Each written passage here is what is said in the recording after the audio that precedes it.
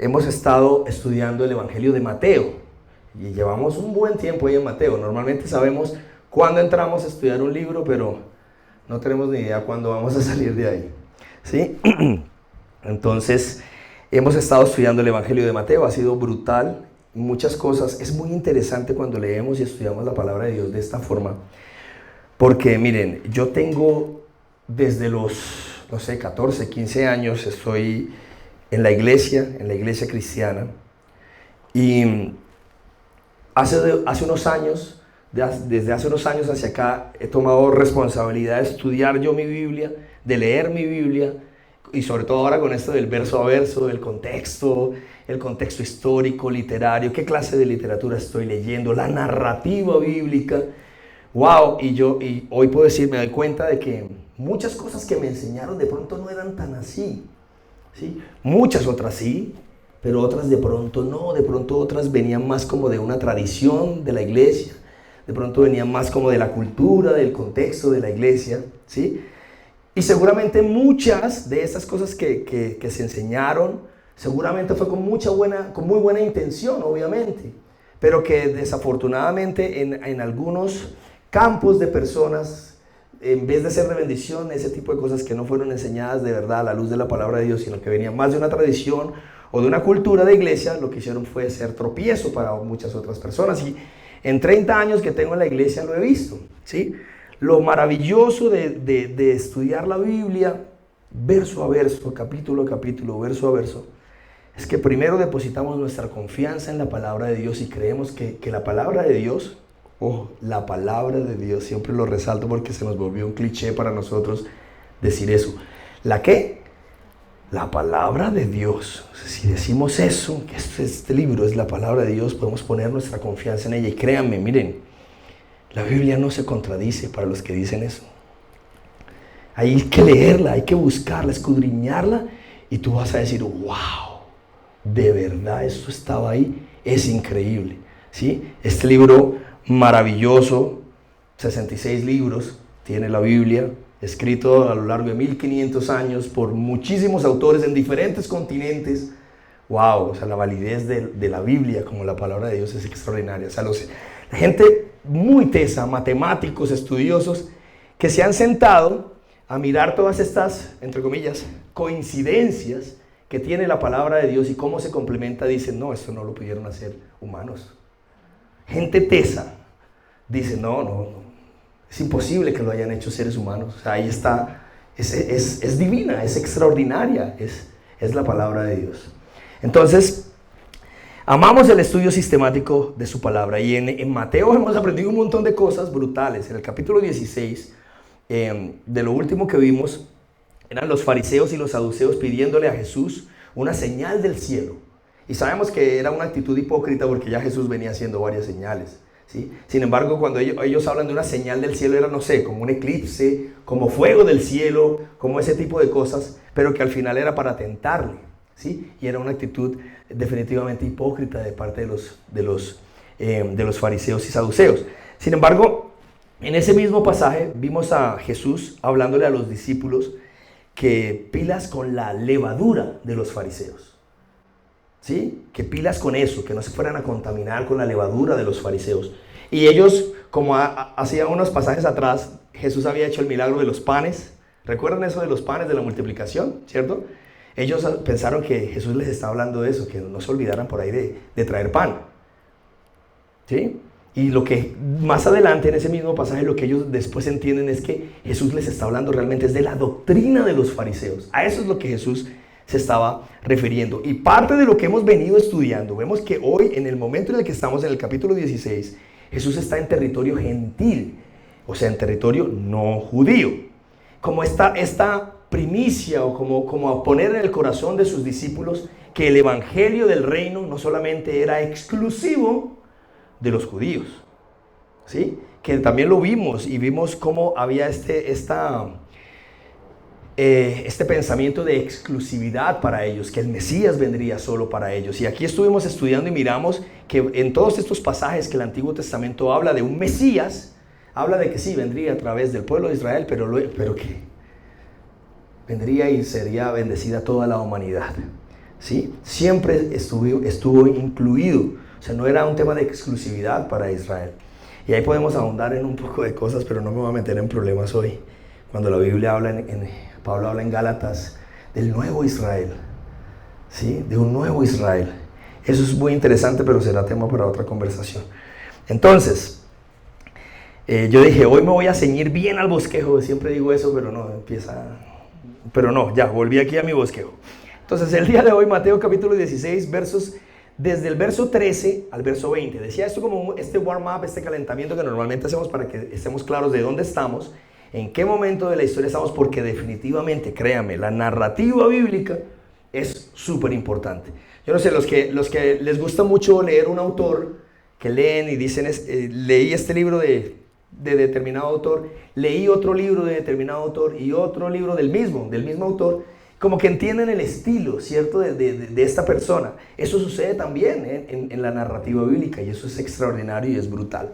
Ahora, Mateo capítulo 16, verso 13 al 20. Ojo, porque hoy vamos a descubrir cosas brutales en este pasaje y vamos a aclarar algunas también, ¿sí? Entonces, si tiene una Biblia, si tiene una app, una aplicación, o puede buscar Mateo 16, 13 al 20. Para que me acompañe a leer y ahí vamos a estar enfocados el día de hoy. Son 7, 8 versos. Y listo. Bueno, vamos a leerlo. Lo leemos, oramos y nos adentramos en el pasaje. Nos echamos un clavado en el pasaje, dice Héctor. Dice, si tiene un título ahí en su Biblia, dice la confesión de Pedro. Esto es interesante y esto ha sido tema de discusión a lo largo de años y años y años. Dice así: viniendo Jesús a la región de Cesarea de Filipo, preguntó a sus discípulos diciendo, ¿quién dicen los hombres que es el Hijo del Hombre? Ellos dijeron, unos Juan el Bautista, otros Elías y otros Jeremías o alguno de los profetas.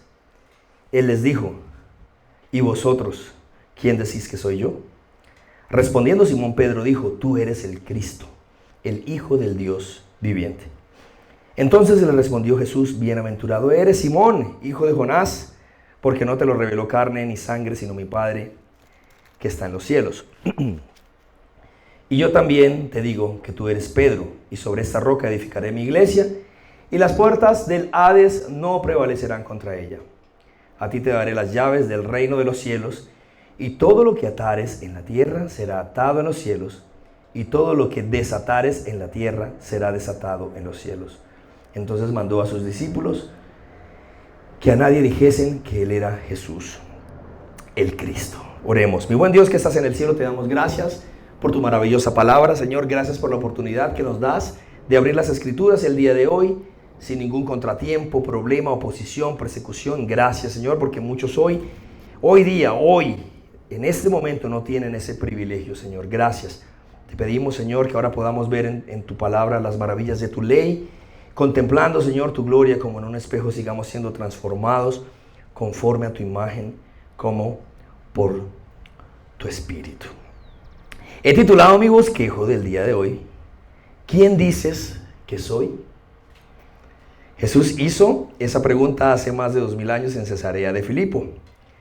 Y hoy sigue siendo y sigue sonando igual de relevante esta pregunta. Miren, imagínense la escena. Cesarea de Filipo. Jesús camina con sus discípulos hasta una ciudad llena de templos, estatuas, altares. Allí había un santuario al dios Pan, ¿sí? Altares a Baal y un templo dedicado al César. Todo esto era un mensaje para todo el mundo. Un mensaje de que aquí está el poder, aquí está la sabiduría, ¿sí? Y en este lugar cargado de idolatría y de poder político es donde Jesús hace esta pregunta. Eso es interesante, en territorio gentil, ¿cierto? ¿Quién dicen los hombres que es el Hijo del Hombre? Y bueno, y después es aún más directo. Y ahora, ¿y ustedes quién dicen que soy yo?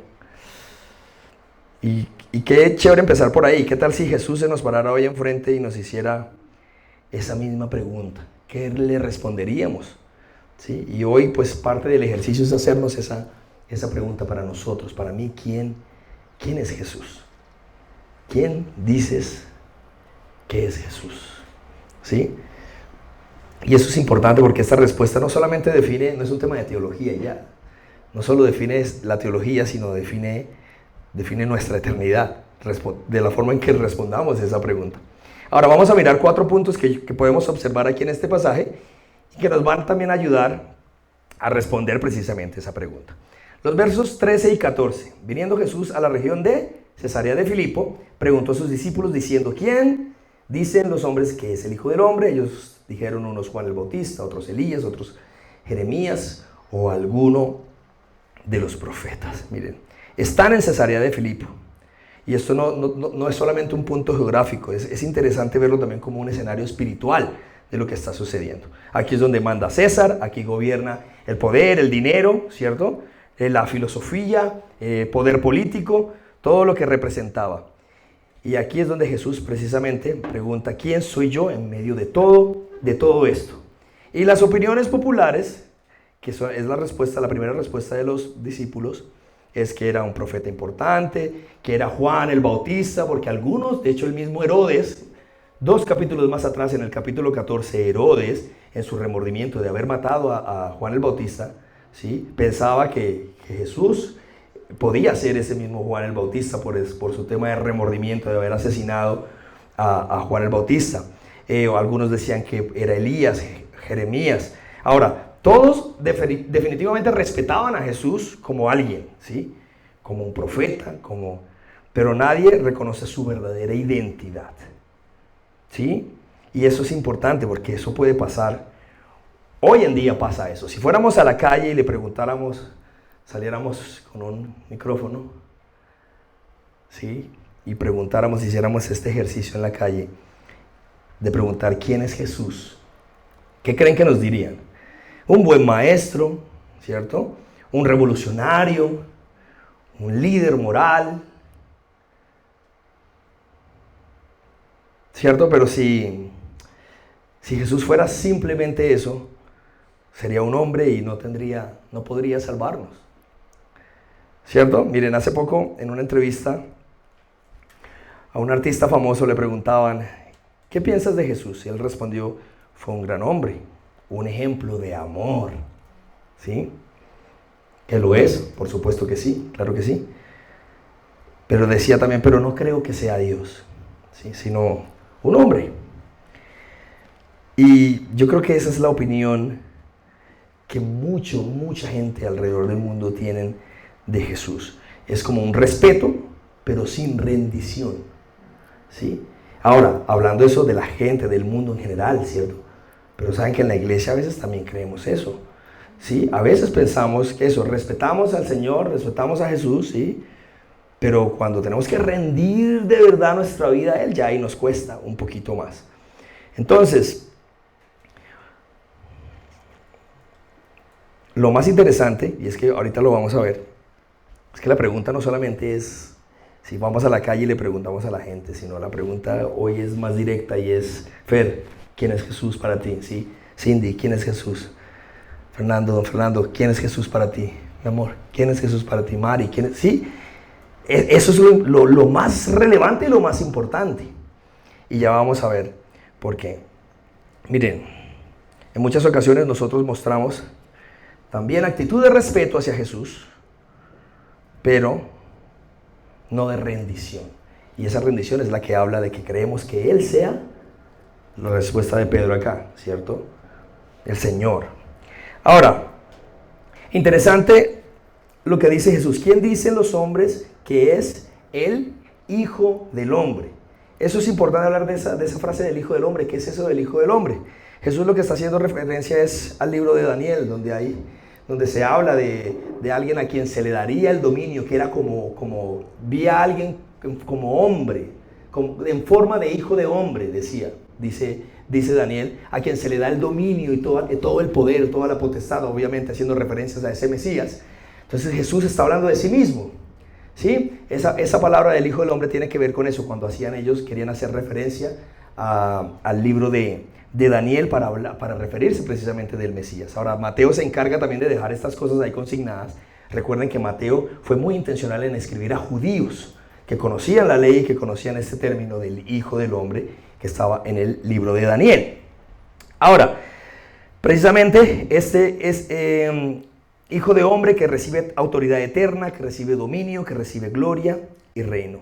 En otras palabras, Jesús está hablando de sí mismo, de él como Mesías, y a ver qué pensaban las personas acerca de él. No sé si me hago entender. ¿Estamos claros? Ahora, eso es interesante.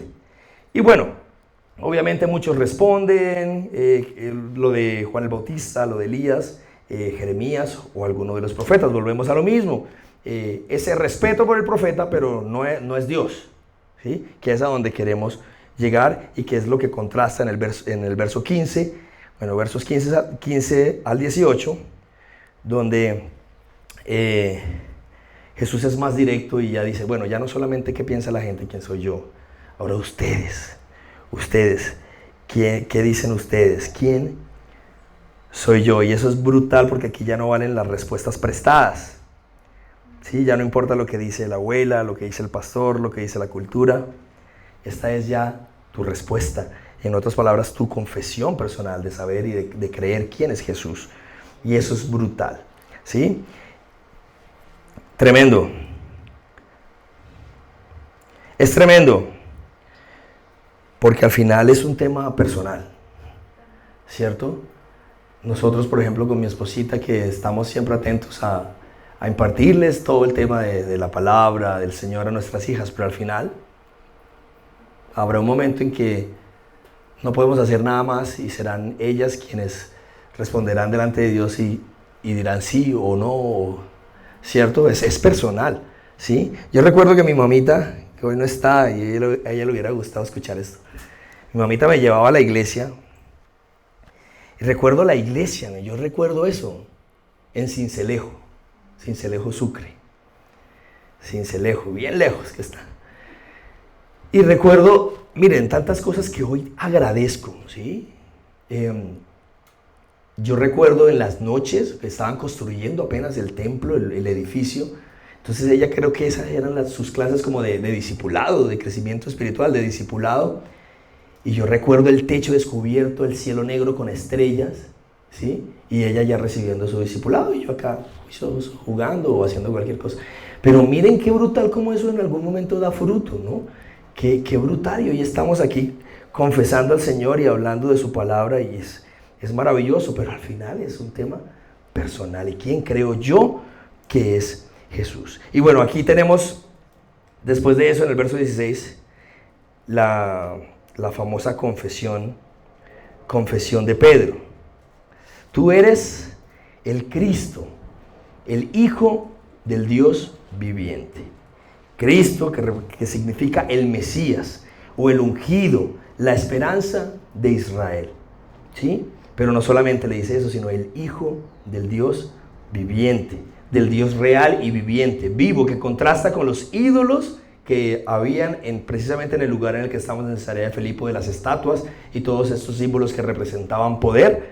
No, eso no es nada, ¿sí? Tú eres el Hijo del Dios viviente, del Dios real. La confesión de Pedro es brutal, ¿vale? Miren, este comentarista me gusta mucho, Richard Thomas Franz, dice, la confesión de Pedro no es solo un reconocimiento político del Mesías. Estamos en un contexto donde hablamos de que había poder político, ¿cierto?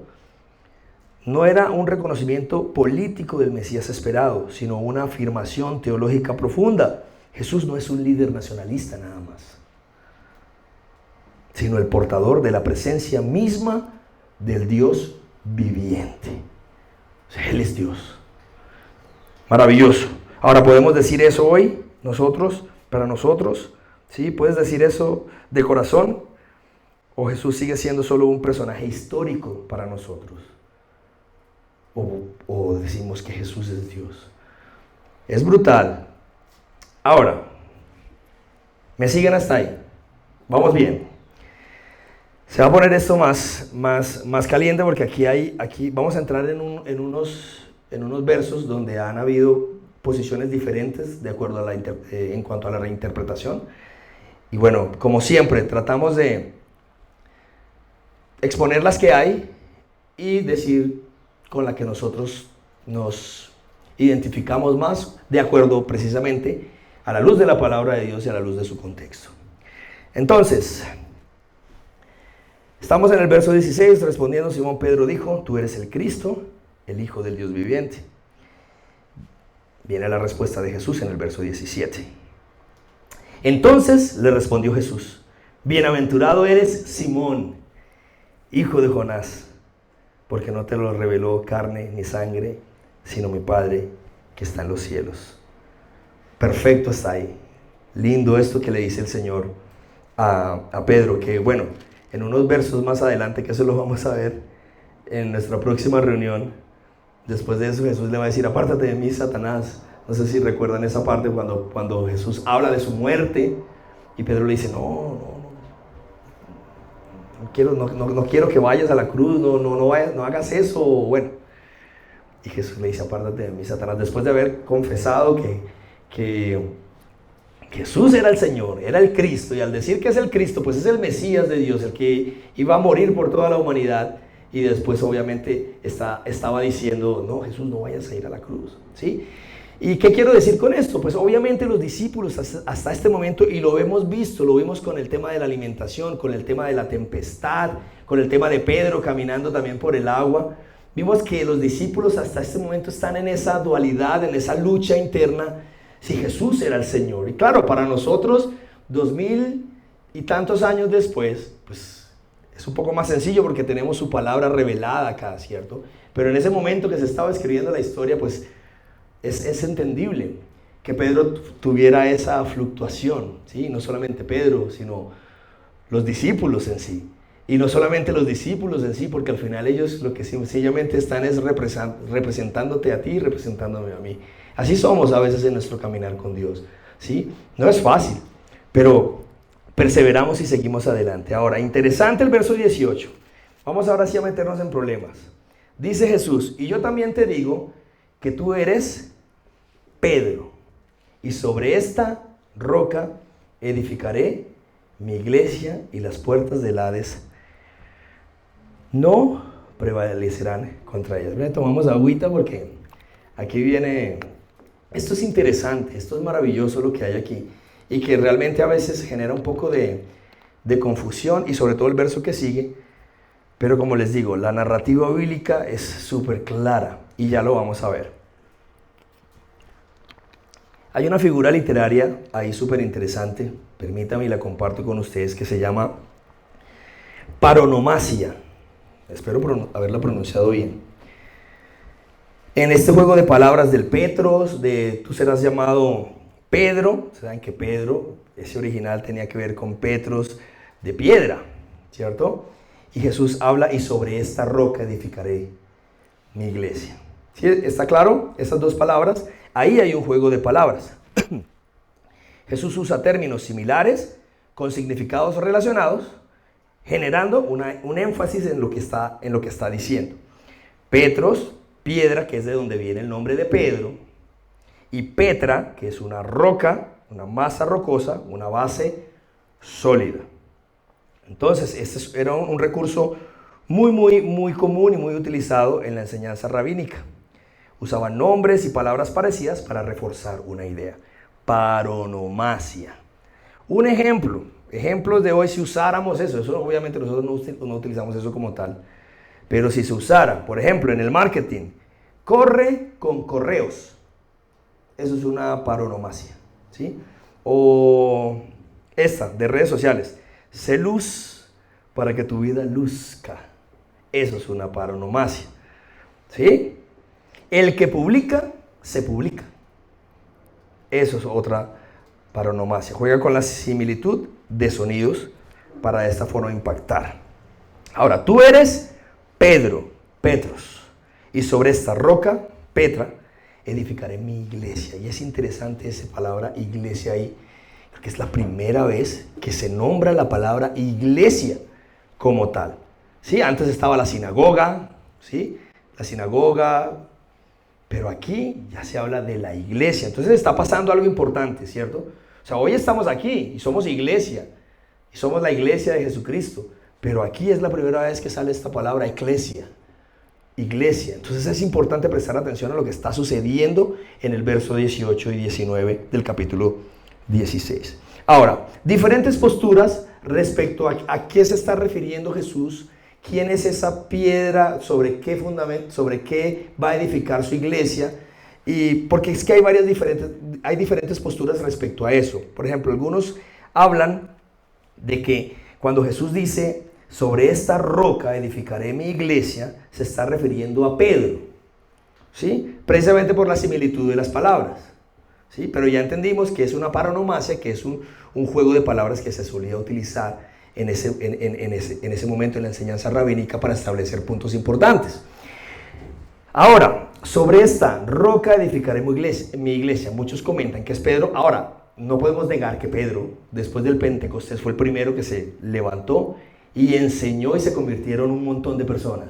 Y es el inicio ya como tal de la iglesia, ¿cierto? Sí, claro que sí. Esa es una posición que hay respecto a este pasaje.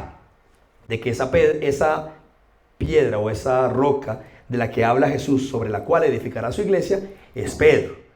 Sin embargo, en el verso 19, Jesús le dice algo también a Pedro, que lo va a decir 2 capítulos más adelante. Ya no solo se lo hizo a Pedro, sino a todos los discípulos. Entonces lo que nos lleva al punto también de que no es solamente Pedro, ¿sí? Sino que era un tema, no es un tema de exclusividad, como lo hemos venido hablando respecto a la salvación también y al Mesías de los judíos, ¿sí? Sino que era para todos. Entonces, eso es importante. Muchos creen que esa roca es Pedro, ¿sí? Pero cuando vemos que más adelante Jesús esto también se lo va a decir luego a otras personas y al resto de sus discípulos, pues vemos que era un tema no de exclusividad, sino que iba a ser para todos sus discípulos y hoy en día para todos nosotros. Ahora, otra posición, que es con la que más nos identificamos, es que Pedro acaba de confesar quién es Jesús para él. ¿Quién es Jesús? Eres el Cristo, el Hijo del Dios viviente. Según la narrativa bíblica y el contexto, muchos coinciden. Los eruditos hablan de que esta roca de la que Jesús está hablando es precisamente del fundamento de la confesión de Pedro, ¿sí? O sea, la iglesia se edificaría sobre el fundamento de que Jesucristo es el Hijo del Dios viviente, ¿sí? Esa es la postura. O sea, la roca de la que habla Jesús es este fundamento, esta confesión, ¿sí? Por eso hoy en día, pues si confesamos el nombre del Señor, somos salvos, ¿cierto? Sobre ese fundamento se edificaría la iglesia. Entonces son esas dos posiciones. Algunos comentan que es Pedro, ¿sí? Y más que pues por la conversión cuando Pedro enseña. Sin embargo, vemos que Jesús también dio esa autoridad que va a dar en el verso 19, la va a dar a otros, a todos sus discípulos. Pues ya como que no tiene tanto sentido. Sin embargo, muchos coinciden y hablan de que esta roca de la que Jesús está hablando, sobre la cual edificaría su iglesia, es el fundamento de la confesión de Pedro. Y tiene todo el sentido, pues porque estamos hoy aquí, los que estamos aquí, es porque creemos que Jesús es el Señor. Y en ese fundamento es donde se edifica la iglesia. Sin embargo, aunque muchos se enfocan y hay discusiones respecto a ese verso, el énfasis es más brutal, porque el énfasis no depende de cuál es el fundamento, sino de quién es el que la edifica, ¿sí? O sea, tenemos un fundamento y ya discutimos las posiciones que hay, y a veces nos quedamos en las ramas, pero no vamos al centro del pasaje. Y lo que el pasaje sí eleva y sí pone más como en prioridad es quién la está edificando. Y Jesús dice, sobre esta roca, ¿quién? Jesús, Dios mismo. Yo edificaré mi iglesia, ¿sí? Entonces, listo, podemos diferir en el tema de quién es esa roca. Para nosotros es muy claro que es el fundamento de confesar a Jesús como el Señor y creer que Él es el Hijo del Dios viviente, ¿cierto? Pero realmente donde sí hace énfasis, miren, el énfasis se recae en Jesús como constructor, ¿cierto? El que edifica. La iglesia no depende de la estabilidad humana, gracias a Dios, sino de la iniciativa divina que garantiza que ni la muerte ni el poder del infierno la vencerán. Cristo, Jesús, Él es el arquitecto y la iglesia es suya y las puertas del Hades no prevalecerán. Miren, Es tremendo. Hace poco, y uno ve en noticias y en tantas cosas, en medio de persecuciones en Asia, destruyeron templos, quemaron Biblias, y esto ha pasado alrededor de la historia muchas veces. ¿Y qué pasa? La iglesia sigue creciendo. ¿Sí? Porque no se edifica en paredes, sino se edifica. ¿Quién es el que la edifica? Cristo Jesús. Hay otra posición, y es que muchos dicen que, no sé si vaya tan acorde a la narrativa bíblica, pero muchos hablan de que cuando dice, y en esta roca, está hablando de sí mismo, y en esta, ¿sí? Y en esta roca, no sé si me hago entender, que está hablando de sí mismo, y pues sí, también tiene sentido, pero básicamente es el fundamento, es la confesión de Pedro, y el creer que Jesucristo es el Señor, que si confesares con tu boca que Jesucristo es el Señor y creías en tu corazón que Él le levantó de entre los muertos, serás salvo, porque con el corazón se cree para justicia, pero con la boca se confiesa para salvación. Romanos 10, 9, 10, escribe el apóstol Pablo a los romanos sobre esto, que era súper importante. En OUC están estudiando Romanos, ha sido también espectacular, es brutal, porque se ve la intención de Pablo de escribirle a personas gentiles con un amor, mostrándoles de que ellos también son parte, de que ellos también pueden ser parte. Y en un momento en que la religión era tan importante, y cuando habla de la religión era la ley, ¿cierto? Los judíos siguiendo la ley para llegar a Dios, Pablo les dice, no tienen que hacer nada de eso, sino tienen es que el fundamento, la roca, creer que Jesús es el Hijo del Dios viviente, que Él es el Señor. Punto final. ¿Me siguen? Hasta ahí. ¿Está claro? Está claro, listo, perfecto. Ahora, verso 19, esto también es súper interesante, ya con esto vamos terminando. Dice así, y a ti, hablando de Pedro, te daré las llaves del reino de los cielos, y todo lo que atares en la tierra será atado en los cielos, y todo lo que desatares en la tierra será desatado en los cielos. Tremendo, porque este verso se ha prestado para muchas malinterpretaciones. Ahora, lo primero que quiero aclarar es que Jesús, esto mismo, que aquí se lo está diciendo a Pedro, más adelante, como lo decía hace un ratico, más adelante se lo va a decir a los discípulos, ¿sí? A todos sus discípulos. A ver si lo encuentro aquí rapidito. Aquí en el Mateo capítulo 18, verso 18, más adelante. De cierto os digo que todo lo que atéis en la tierra será atado en el cielo, y todo lo que desatéis en la tierra será desatado en los cielos. Y está hablándole Jesús a todos. Aquí le habla a Pedro, pero después se lo está diciendo a todos. Eso es lo primero que quiero que establezcamos, porque normalmente a nosotros nos gusta esa exclusividad, como si Jesús le estuviera dando un poder especial a una persona, ¿cierto? A una persona. Y hoy en día vemos mucho eso, ¿sí? Eso hace que hayan como estratos de poder dentro de la iglesia, ¿sí? Entonces está el es que no quiero decirlo, pero hay que decirlo, ¿cierto? Entonces se han creado estratos dentro de la iglesia, como que el pastor es más importante, ¿cierto? Después del pastor, pues el apóstol, después aquellos que se creerán querubines y bueno, el resto. Y de ahí abajo, pues que los de la alabanza, como que estratificamos la iglesia, ¿cierto? Y cero. Esto no tiene nada que ver con eso, por eso Jesús más adelante se lo dice a todos los discípulos, porque es que es para todos, o sea, somos iguales, y de esto hablamos mucho en Semilla. O sea, si queremos estratificar, listo, pongamos la diferencia. ¿Cuál es la diferencia? Jesús y el resto. Ya, Jesús y su iglesia, nada más.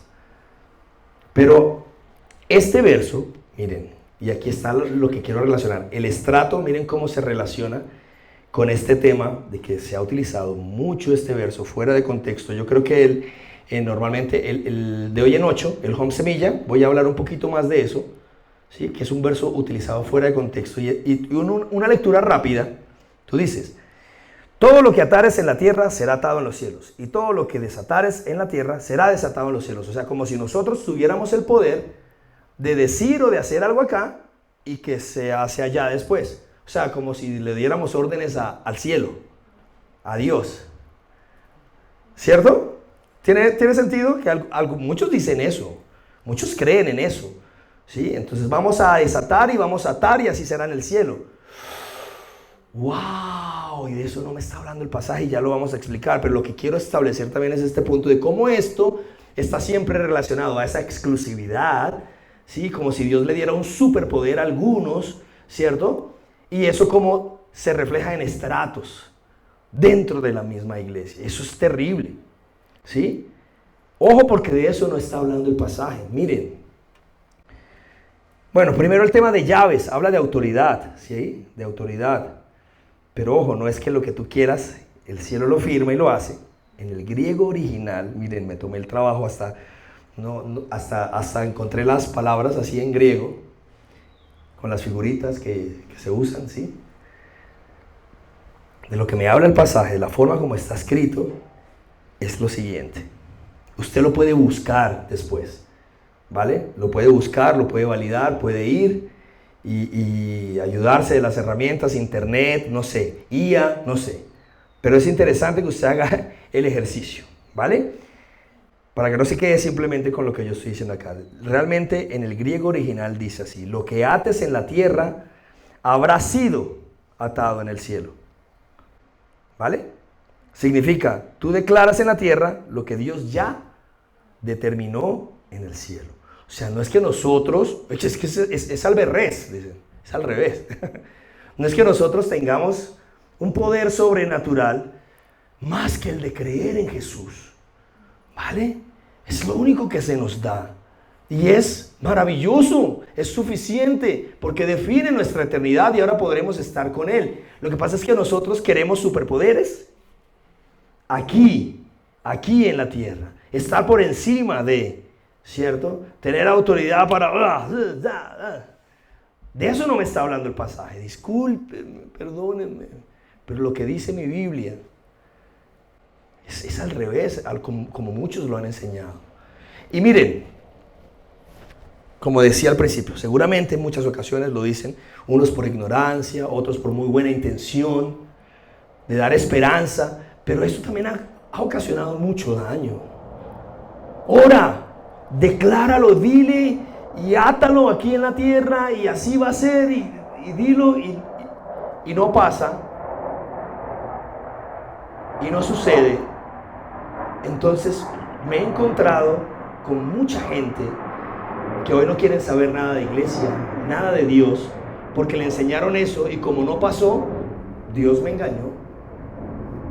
Dios me engañó porque, miren, a mí me decía que lo que yo atara y así iba a pasar, y si yo lo decía y así iba a suceder. Y mi papá no se sanó, ¿sí? Y mi papá falleció. Dios tiene la culpa, ¿sí? Ahora, ojo, eso no quiere decir que no podemos venir delante del Señor, como también lo hemos hecho acá y lo hemos explicado. Como en unos versos anteriores en la mujer cananea, acercarnos humildemente a Él. Así como ella dijo, es que hasta los perros comen desde las migajas que caen de sus señores. Acercarnos a nuestro Señor, al Dios que tiene el dominio, el creador del cielo y la tierra, el universo, todo lo que existe. Y decirle, Señor, ayúdame. ¿Cierto? Muchos se acercaron así a Jesús. ¿Sí? Señor, ayúdame. No puedo. Señor, te pido por mi papá, ayúdalo. Señor, te pido por mi mamá, por esto, por eso. Ayuda, clamar a Él, acercarse de esta forma es diferente. Y eso es lo que yo he visto en el Evangelio de Mateo. Cuando Jesús es movido a actuar, han sido personas que se han acercado así. Pero hoy en día se proclama un evangelio así, al contrario, de que nosotros tenemos el poder de convencer a Dios. Terrible. No tenemos el poder de nada. Podemos venir a Él y clamar con un corazón humilde y Él seguramente será movido a misericordia y nos va a ayudar, porque Él desea lo mejor para nosotros. Y si no pasa lo que pedimos, créanme, Él desea lo mejor para nosotros. Hemos experimentado eso también, ¿cierto? Que a veces oramos y resulta que no pasó y Dios tenía algo mejor, sí. Y algo mejor no es más plata, algo mejor no es más fama, algo mejor a los ojos del Señor. Entonces Es tremendo. Creo que nos queda claro a qué hace referencia el pasaje cuando habla de esto. Tú declaras en la tierra lo que Dios ya determinó en el cielo.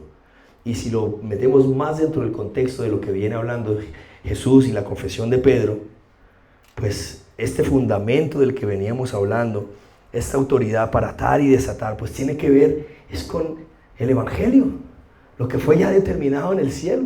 ¿Sí? Jesús en la tierra, el reino de los cielos se acercó, arrepentidos y creer en Jesús. Esa es la autoridad que tenemos. Muchos hablan de, Dios mío, esto es tremendo, hay que decirlo. Muchos hablan en este pasaje de que lo que hay aquí es un tema supersticioso, lo que hay aquí es un portal. ¿Sí? Que como nos dio las llaves del cielo, ¿sí? Entonces somos portales. Eso nos encanta, es que eso es chévere, porque eso es que, tenemos superpoderes. Muchos enseñan eso, en iglesias hablan de eso, de que es un portal. No, está hablando del evangelio, que hoy podemos, por su misericordia, hablar de su amor, de su bondad, y las personas vienen al Señor, creen en Él, y de esa forma Jesús edifica su iglesia. ¿Sí? Hoy en día he aprendido a leer mi Biblia de esta forma, de una forma tan práctica, sin tanto misticismo y superstición. ¿Sí? Es práctico, es un Dios real, que lo vemos todos los días, que cada día que pasa podemos experimentar su amor y su bondad. Es maravilloso. Cuando predicamos el evangelio no nos inventamos salvación. Volviendo al tema de lo que se ha atado en la tierra, ya fue atado en el cielo. Cuando predicamos el evangelio no inventamos salvación, sino que declaramos la salvación que Dios ya estableció. ¿Sí? ¿Está claro? Cuando predicamos el evangelio no inventamos salvación. No la estamos por magia haciendo que la persona sea salva. ¿Cierto? Cuando predicamos el evangelio no inventamos salvación, sino que declaramos la salvación que Dios ya estableció a través de aquel que edifica la iglesia, que es Jesús, el Cristo, el Hijo del Dios viviente. Brutal. Y el verso 20, ya con esto termino. Entonces mandó a sus discípulos a que publicaran todo, hicieran un gran show y espectáculo para que la gente conociera No, dice que Jesús dijo, entonces mandó a sus discípulos que nadie dijesen que Él era Jesús el Cristo, porque esto también lo hemos hablado en algunas ocasiones acá. Jesús sabía que en el momento en que Él fuera muy exitoso, muy visible, tal vez a los 3 días ya lo iban a poner en una cruz. ¿Sí? Entonces el Señor era sabio, sabía que aún no era el momento, y más que la gente estaba esperando un Mesías político que los librara del yugo de Roma. ¿Sí? Pero Jesús no quería un movimiento armado, sino preparar el camino, su camino hacia la cruz, que es el pasaje que estaremos viendo en nuestra próxima reunión, que es cuando Jesús empieza a anunciar su muerte. Pero no lo iba a hacer, no iba a anunciar su muerte sin que antes los discípulos entendieran de verdad, o empezara a hacerse real en su vida y en su corazón, que Él era el Cristo, el Hijo del Dios viviente. Entonces, ¡wow! Espero haber sido claro. Sí, estuvo claro. Es difícil. Es difícil. Sobre todo que muchas cosas toca volver a aprender, ¿no? Miren, en la música es así. A veces es más fácil cuando aprendes algo de cero a cuando aprendiste algo de la forma mala y tienes que quitar la mala y volverla a aprender la forma correcta de tocar algo, ¿sí? Eso pasaba mucho en la guitarra. Si te aprendes una forma como no es, después para que desaprendas de hacerlo de esa forma y aprendas la forma correcta es más difícil, ¿sí? Pero pues la palabra de Dios es maravillosa, y eso es lo que está pasando, es derribar cosas que han estado en nuestra mente por muchos años. ¿Sí? Pero Dios es bueno. Miren, en Cesarea de Filipo, rodeado de templos y poderes humanos, Jesús preguntó, ¿quién dices tú que soy yo? Esa pregunta sigue vigente. No basta decir, es que mi abuela me enseñó, es que mis papás me llevaban a la iglesia. No basta decir tampoco, la gente dice que Jesús es. Lo que realmente importa es quién es Jesús para ti. Y si tu respuesta es como la respuesta de Pedro, tú eres el Cristo, el Hijo del Dios viviente, entonces tu vida está sobre la roca. Y las puertas del infierno no prevalecen, no podrán derribarte. Esto es importante, que estamos hablando de salvación, de nuestra eternidad, ¿sí? No estamos hablando si nos va bien o mal aquí en este mundo pasajero y temporal, ¿sí? Estamos hablando de nuestra eternidad. Ya tenemos al Señor y teniéndolo a Él, créanme, tenemos todo. Mientras estamos aquí, seamos fieles, perseveremos, trabajemos duro, salgamos adelante, démosle lo mejor a nuestras familias, sigamos trabajando duro, luchando, seguir adelante, pero no olvidar que ya ganamos, ya le tenemos a Él. Él es real, Dios es real, Jesús es real y un día le veremos cara a cara. Hoy Jesús sigue edificando su iglesia. La pregunta es, ¿dónde estamos? ¿Dónde estás tú y yo? ¿Estamos sobre la roca o estamos sobre la arena? Si todos hoy confesamos que Jesús es el Cristo, el Hijo del Dios viviente. Le invito a que cierre sus ojitos, por favor.